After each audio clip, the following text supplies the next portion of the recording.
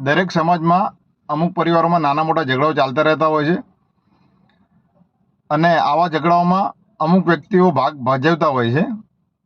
આવા વ્યક્તિ બંને બાજુ વાતચીતો કરતા રહેતા હોય છે. એમના મોઢા ઉપર સ્માઇલ હોય છે પણ મનમાં બહુ કપટ હોય છે અને ક્યાંક ને ક્યાંક નાની નાની વાતોમાં બંને બાજુ ઝેર ઉમેરતા રહેતા હોય છે. આવા વ્યક્તિઓથી બહુ ચેતીને રહેવું. આવા લોકોથી રસ્તો થઈ જાય એવો હોય છે, સમાધાન થઈ જાય એવો હોય છે, પણ આ લોકો કરાવતા નથી હોતા. આવા લોકો ભગવાનથી પણ ડરતા નથી હોતા. પણ એમને હું કહી દઉં કે આ ભગવાનથી તમે ના ડરો, કંઈ નહીં, કેમ કે ભગવાન તો એક સમય તમને માફ કરી દેશે, પણ પોતાના કર્મથી ડરો. કર્મનું ચક્ર ફરતા વાર નથી લાગતી. આ તમે જે બીજા જોડે કરો છો ને, ક્યારેક તમારી જોડે પણ થશે.